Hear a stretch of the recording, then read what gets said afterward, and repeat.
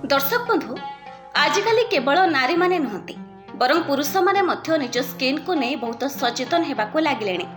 Market रे पुरुष मानक पई बहुत प्रोडक्ट्स आसिलानी, किंतु कोन आपण जानती आपणकर डेली रूटीन रे अल्प उपकरण को व्यवहार करी आपण निजर त्वचा को मध्य चमकाई पारिबे।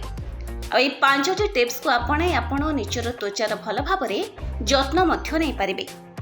नारी होंतु किंबा पुरुष समस्त को सकाळ उठी निजर चेहरा धोइबा बहुत आवश्यक, कारण राति सारा आपण को त्वचा रे ऑयल आसी जाए, जेउथि पई सबुठु भल हेबो जे फेस क्लीनर द्वारा निज त्वचा को भल भाबरे सफा कर दियंतु। जदि आपण को त्वचा रे आक्ने होइछि तेबे बहुत ध्यान रे रेजर व्यवहार करंतु, कारण जल्दी जल्दी रे आक्ने ब्रेकआउट हेबार भय मध्य रहिथाय। आउ सेविंग करबा समय रे सेविंग क्रीम एवं जेल मध्य निश्चित भाबरे व्यवहार करंतु। यह छड़ा सेविंग परे किछि भल बाम लगाइ दियंतु।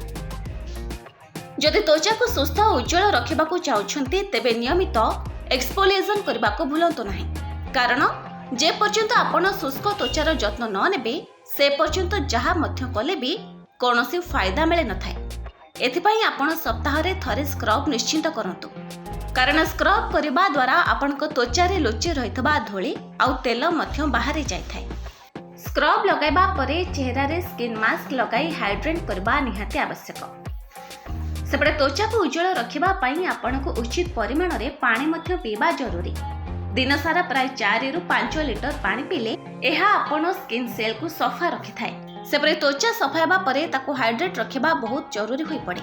एथि पई आपण को कोनोसी भलो मॉइस्चराइजर मध्य व्यवहार करबा आवश्यक। ब्यूरो रिपोर्ट, न्यूज वार।